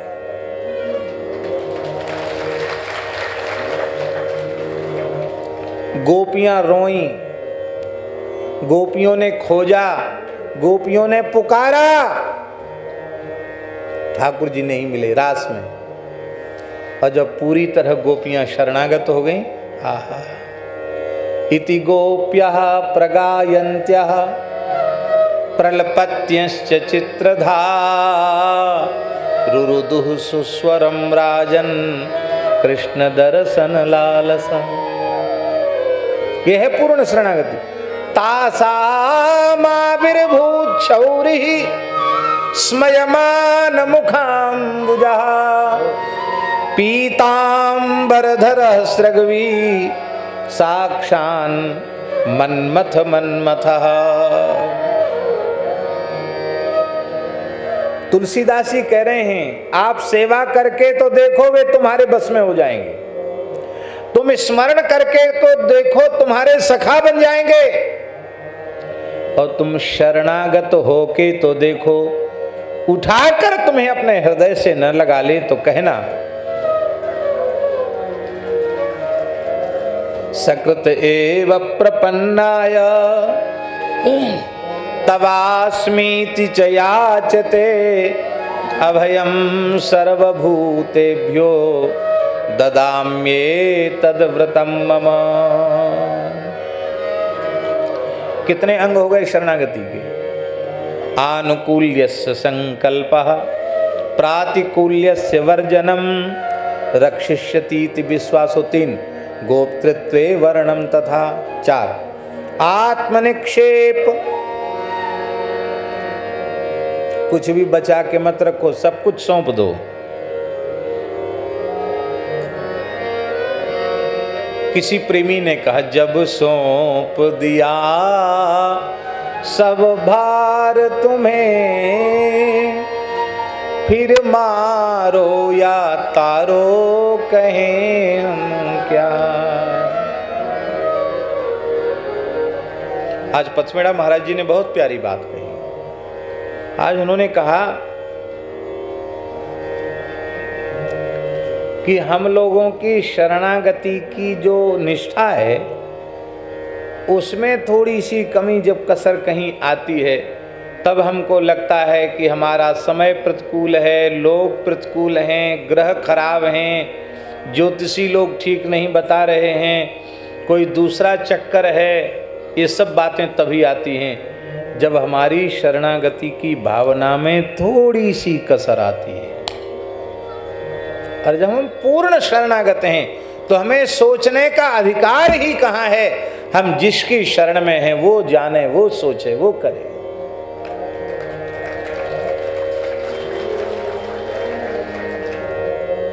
शरणागति माने होता दृढ़ आश्रय। क्या क्या करें, समय हो गया फिर भी सुना देते हैं।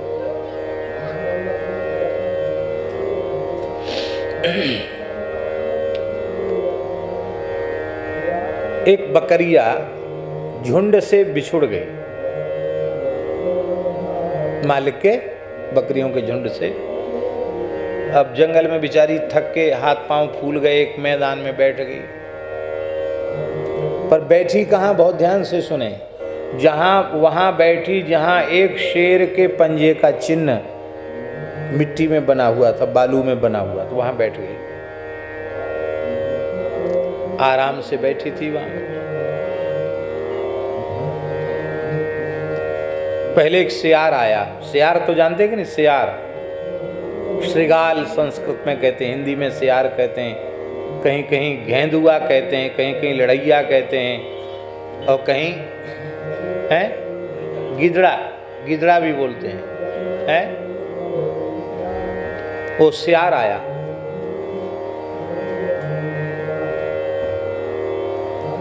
सियार ने सोचा ये अकेली बकरी यहाँ बैठी है, जंगल में तो हिंसक जानवर रहते हैं, तो सोचा चलो इस पर वार करें, इसी को आज ग्रास बना में। सियार आया, वो चुपचाप बैठी, ऐसे ऐसे मुंह घुमाती रही, जुगाली करती रही। सियार ने सोचा बिल्कुल नहीं डरती है, क्या बात है। आया, हे बकरी। बकरी बोली काम करो अपना, क्यों छेड़ने चले आए यहाँ? तुम जंगल में बैठी हो, डर नहीं लगता? किस बात का डर? तो पूरे जंगल में हिंसक जीव रहते हैं। बोले रहने दो, तुम अपना काम करो। इतना निर्भय है, क्या कारण है? सियार ने पूछा कि कारण क्या है? बड़े बड़े लोग डर जाते इस बीराबान जंगल में, तुम डरती नहीं हो, क्या बात है? कहे आंख तो नहीं फूट गई तुम्हारी, देख लो हम बैठे कहाँ हैं। उस गीदड़ा ने, सियार ने देखा तो शेर का पंजा था। ये तो शेर का बनराज, सिंह का चरण चिन्ह है ये तो। बोले हाँ, ऐसी वैसी थोड़ी, उन्हीं की भक्ति नूं में मेरे मालिक के चरण चिन्ह पर किसी का पैर न पड़ जाए, कोई से लांघ न जाए, सुरक्षा में बैठी हूं। भगा गीदड़ा। उसने सोचा कि कहीं बनराज से शिकायत हो गई तो वन में रहना मुश्किल हो जाएगा। फिर गीदड़ा जाने के बाद फिर और लकड़ बग्घा या जाने कौन कौन आए, सबको ऐसे भगाती चलेगी बकरिया। चीता आया, उसको भी भगा दिया। तो शेर से तो सब डरते हैं, जंगल में शेर एक ही होता है। सबको तो उसने चतुराई से भगा दिया। अंत में शेर आया, गर्जना करता हुआ, बबर शेर आया महाराज, पूंछ ऐसी करता हुआ, अंगड़ाई लेता हुआ। उसको बड़ा आश्चर्य हुआ कि इतने भयंकर जंगल में, इस मैदान में, और ये बकरी चुपचाप बैठी जुगाली कर रही है। आश्चर्य की बात है, इसको डर नहीं, मेरी गर्जना सुन के भी डर नहीं। शेर पास में आया, हे बकरी। हाँ मालिक। कैसे बैठी हो? कहा भगवान आप ही देख ले मैं क्यों बैठी हूँ। शेर पास में आया, अरे ये तो मेरे पैर का चिन्ह है सरकार, इसीलिए तो बैठी हूँ, आपके चरण चिन्ह पर किसी का पैर न पड़ जाए, इसको कोई लांघ न जाए। ओहो, इतनी बड़ी भगतन हमारे चरण चिन्ह की तो आज के पहले कोई पैदा ही नहीं हुई। वाह बकरी, तुम तो बड़ी भक्ता हो। का सरकार आपके चरण चिन्ह का आश्रय है, चरण चिन्ह रघुवीर के संतन सदा सहाय का। शेर बहुत खुश हो गया, उसने तुरंत आवाज लगे, गजराज इधर आओ। आज्ञा। बकरी से पूछा, मैं बहुत प्रसन्न हूं, क्या चाहिए तुमको, बोलो। पुरस्कार। बकरी बड़ी चतुर चालाक थी, बोली महाराज मैं रास्ता भटक गई हूँ, अमुक गांव में अमुक व्यक्ति हमको पालने वाला है, मैं अपने झुंड से बिछुड़ गई हूँ, एक तो सरकार हमको वहाँ तक सुरक्षित पहुँचा दिया जाए, दूसरा आप बैठे बैठे आपका चरण चिन्ह रखा रही थी, भूख लग आई, कुछ खाना भी चाहती हूँ। अच्छा इतनी सी बात, तेरी जैसी भक्ता को तो हम सब कुछ देने के लिए तैयार हैं। हे गजराज। हाँ सरकार। बिठाओ इसको अपनी खोपड़ी पर, बढ़िया बढ़िया पत्ती जो कोमल कोमल हो ना, कोंपल कोंपल, उनको खिलाओ इसको। जब इसका पेट भर जाए तो ये गांव का पता ठिकाना बता रही है, इसको इसके घर तक भेज के आओ। सुन लिया?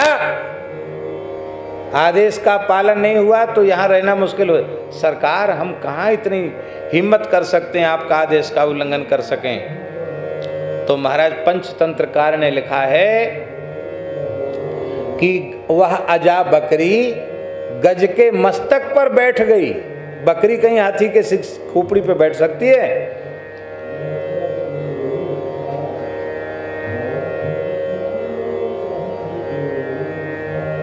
गज मस्तकम है, गज मस्तक पर आरूह्य अजा चरती, मस्तक पर बैठ करके बकरी चर रही है, घर तक पहुंच गई। हमारे कहने का आशय ये है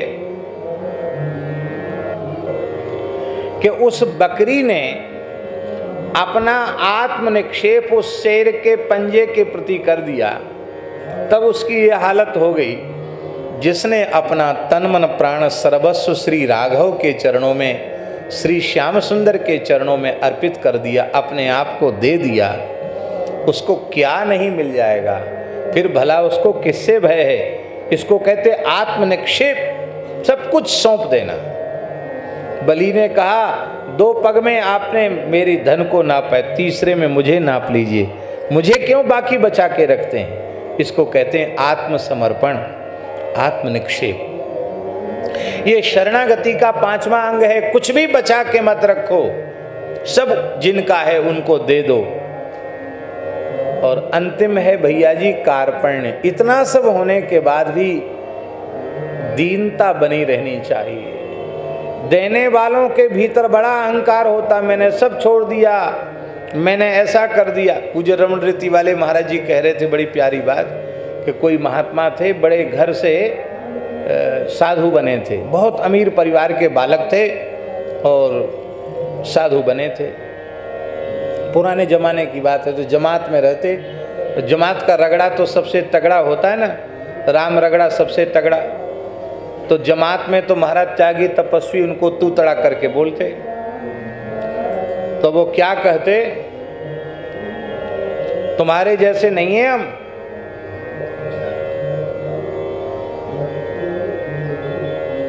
घर में खाने को नहीं था, कुछ प्रतिकूलता हुई, लड़ाई झगड़ा हुआ तो बन गए साधु, घर द्वार छोड़ के। ऐसे वैसे नहीं है हम। लाखों करोड़ों की जायदाद पर ठोकर मार के आए तब साधु बने।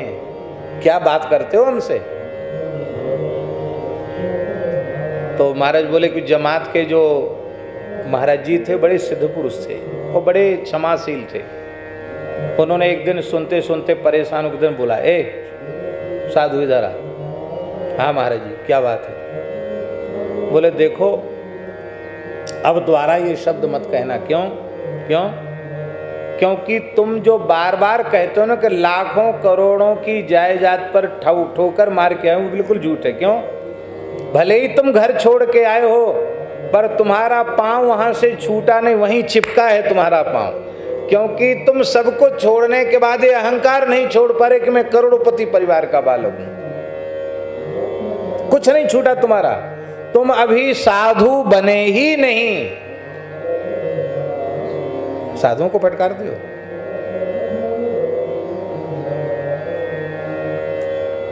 इसलिए महाराज जी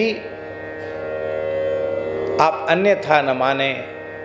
साधु अपने गोत्र का, अपने पूर्व जीवन का बहुत ज़्यादा आवश्यक कभी कुछ समझा जाए तो भले ही किसी जिज्ञासु के सामने प्रेरणा के लिए कोई घटना कह दें, अन्यथा वे अपने आप को छिपा कर रखते हैं। जिस संसार को, जिस परिवार को त्याग दिया उसकी याद क्या करना।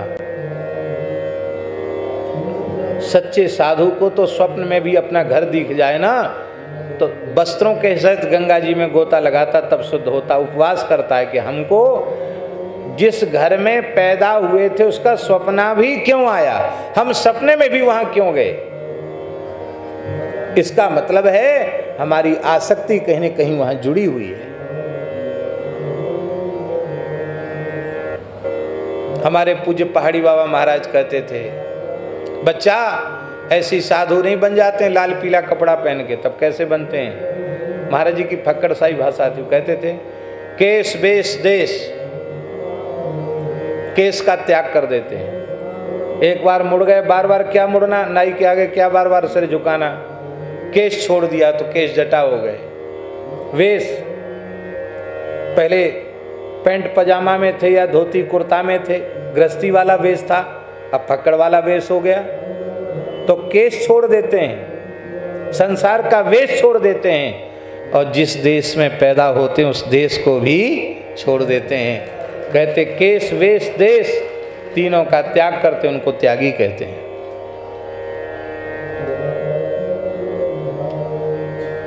आत्मनिक्षेप, जब हमने सब कुछ सौंप दिया तब बचा क्या?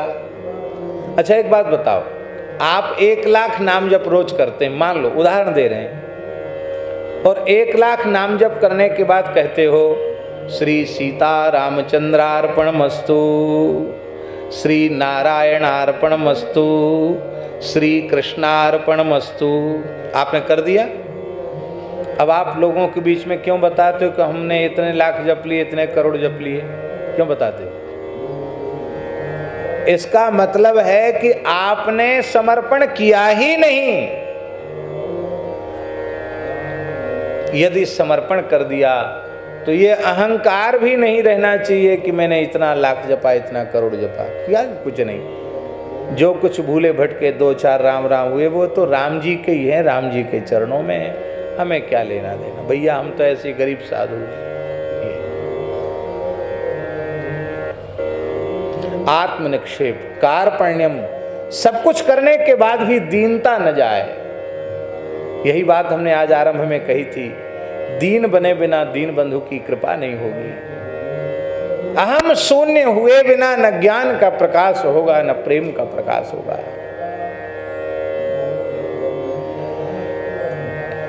अंतिम है दैन्य, शरणागत में ही दीनता होती है। जो शरणागत नहीं है उसमें अहंकार रहता है। जब तक अहंकार रहेगा तब तक दीनता नहीं आएगी, और जब तक दीनता नहीं आएगी तब तक शरणागति का भाव जगेगा ही नहीं। अंतिम है आत्मनिक्षेप कार्पण्यम। षड्विधा शरणागति, ये शरणागति के 6 प्रकार हैं। तो इस प्रकार से कोई जीव पूर्ण शरणागत हो जाए तो सेवत बस सुमिरत सखा शरणागत सोहूं, गुण गण सीता नाथ के चित करत न होहूं। सेवा करने वाले के बस में हो जाते हैं, स्मरण करने वाले को अपना सखा मान लेते हैं, और शरण में आ जाने वाले को हृदय से गला लगा लेते हैं, उसको प्रत्यक्ष दर्शन दे देते, उसके सामने प्रकट हो जाते हैं। ऐसे रघुनाथ जी के दिव्य गुणों को गोस्वामी जी कहते हैं वेद शास्त्र इतिहास पुराण और संतों की गुरुजनों की वाणियों से सुनने के बाद भी मेरी वृत्ति विषयों की ओर जा रही है। आपके गुणों में मेरे चित्त को रमण करना चाहिए था, लेकिन हाय हाय मैं आपको मुंह दिखाने लायक भी नहीं रहा। इतना सुनने के बाद भी हमारा चित्त संसार में आसक्त हो रहा है, कंचन कामनी में आसक्त हो रहा है, रुपया कौड़ी में आसक्त हो रहा है। हे नाथ, आपके चरणों में हमारा प्रेम नहीं हुआ। हे भगवान, मैं क्या कहूँ से न धेन सुमिरी के पद प्रीति सुधारी।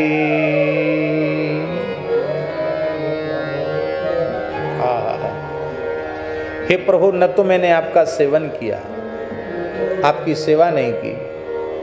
हे प्रभु, मैंने आपका कभी ध्यान भी नहीं किया।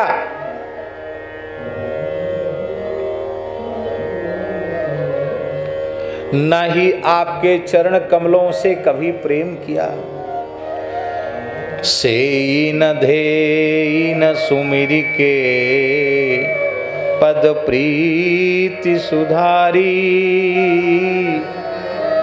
आप कृपा करुणा के समुद्र हैं, आप दीनों के बंधु हैं, आप दुखियों के हितु हैं, आप शरणागतों का प्रतिपालन करने वाले हैं। ऐसी आपकी विरदावली सुनकर भी जानकर भी मैं भूल गया। हे नाथ, न तो मैंने आपकी सेवा की और ना ही आपके मंगलमय मधुर स्वरूप का ध्यान किया, ना ही कभी प्रेम पूर्वक आपका स्मरण किया। आपके चरणों से प्रेम नहीं किया हमने। किससे प्रेम किया? रोटी से प्रेम किया, चरणों से प्रेम नहीं किया।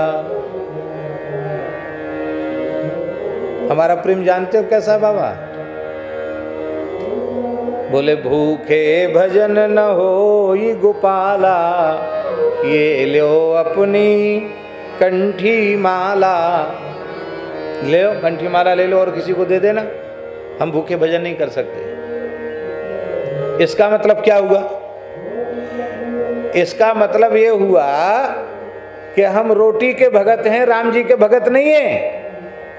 हम ये कहें हमें रोटी मिले न मिले, हमें अन्न जल मिले न मिले, पर हे राम जी हम आपका नाम लेना नहीं छोड़ सकते। नामाचार्य श्री हरिदास ठाकुर क्या कहते हैं? मोहि लाखन कोड़े मारो, पर हरि का नाम उचारो। महाप्रभु चैतन्य जी के चरित्र में संसार की सारी वस्तु छिन जाए, पर हे नाथ मैं आपको एक क्षण नहीं भूल सकता। प्रेमी भक्त से कहे कि तुम तीनों लोगों की संपत्ति ले लो, पर अपने प्यारे रघुनाथ को, यदुनाथ को एक क्षण के लिए भूल जाओ। ठोकर मार दे संसार की संपत्ति पर राम जी को एक क्षण के लिए न भूले, उसको भक्त कहते हैं। संत श्री पीपा जी महाराज, श्री रामानंदाचार्य भगवान के शिष्य, 12 शिष्यों में पीपा जी महाराज, उनका एक पद है। पूरा पद मुझे याद नहीं, पर बड़ा प्यारा पद है, पीपा जी की वाणी का पद है। राम तेरी भूखा भगति न होई, राम तेरी भूखा भगति न होई। 8 सवारे 8 अवारे, 16 दे गोपाला। इतने में सो जो एक घटे तो, ये ले थारी माला। राम तेरी भूखा भगति न होई। ये पद है पीपा जी का। अंतिम में ये कहते हैं, प्रभु मैं अन्न जल के लिए भक्ति न करूं, मैं तो आपसे सहज प्रेम करूं। आपसे प्रेम के बदले कुछ चाहूं नहीं, न मैं भोग चाहूं और न मैं मोक्ष चाहूं। मैं सुमिरन के बदले सुमिरन चाहूं और सेवा के बदले सेवा चाहूं। आपसे आपको चाहूं और कुछ न चाहूं। यह है शुद्ध भक्ति। ना ही स्मरण किया, ना ही ध्यान किया, ना सेवा की, और क्या किया? बोले आपने तो कृपा करुणा में कोर कसर नहीं रखी।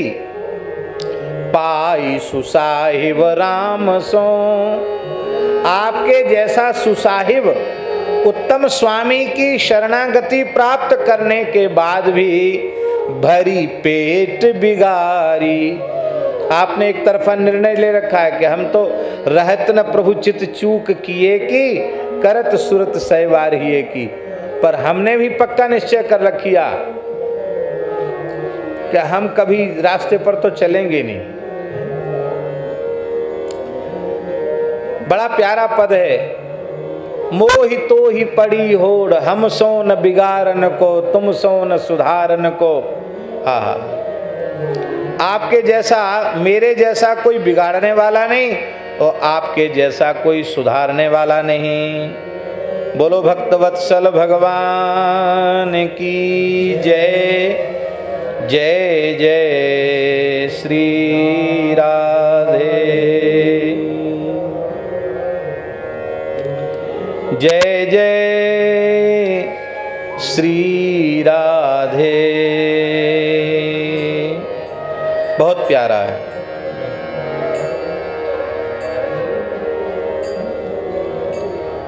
मोहि तो ही पड़ी होड़, होड़ पड़ी है। जीत किसकी होनी चाहिए? हमारी कि आपकी? आपकी होनी चाहिए। आपकी कृपा ही जीतना चाहिए। महाराज हमने तो भरपेट बिगाड़ा ही है और आपने सुधारा है। मोहि सुधारहु सो सब भांति, जासु कृपा नहीं कृपा आघाती। हा हा। अब अंतिम पंक्ति है इस पद की। नाथ गरीब निवाज हैं, मैं गही ना गरीबी। प्रसिद्ध है कि नाथ गरीब निवाज हैं। आप गरीब बनके तो देखो, गरीब निवाज आपको छाती से न लगा ले तो कहना। पर क्या करूं, मैं कभी गरीब बनाए नहीं, मैं तो अकड़ में रहा आया। मैं मुझसे बड़ा कोई नहीं, मैं गई ना गरीबी। पर हे नाथ, मेरी प्रार्थना है कि मेरी ओर देखने से तो बात बनने वाली नहीं है। अब आप मेरी ओर देखना तो छोड़ दीजिए, आप केवल अपनी ओर देखिए, अपने स्वभाव की ओर देखिए कि आप तो दीनहीनों पर कृपा करने वाले, आप कृपा करना आपका स्वभाव है। स्वामी जी गाते हैं ना, कृपा की न होती जो आदत तुम्हारी, तो सूनी रहती अदालत तुम्हारी। कृपा की न होती जो आदत तुम्हारी, तो सुनी रहती अदालत तुम्हारी। कृपा की न होती, जय हो, आदत तुम्हारी सुनी ही रहती अदालत तुम्हारी। गरीबों की गरीबों के दिल जगह तुम न पाते, जगह तुम न पाते। गरीबों के दिल में जगह तुम न पाते, जगह तुम न पाते। किस दिल में होती इबादत तुम्हारी, फिर किस दिल में होती इबादत तुम्हारी। कृपा की न होती जो आदत तुम्हारी, तो सूनी रहती अदालत तुम्हारी। कृपा की न होती। इसलिए आप अपनी ओर देखकर बन पड़े सो कीवी, आपसे जो बन पड़े सो आप करिए। मैंने तो अपनी बात आपको बता दी। मैं तो इतना भारी अपराधी हूं कि अब आपको मुंह दिखाने लायक भी रहा। क्या मुंह लेके मैं आपके सामने आऊं? पर प्रभु आप मेरे ऊपर कृपा कीजिए।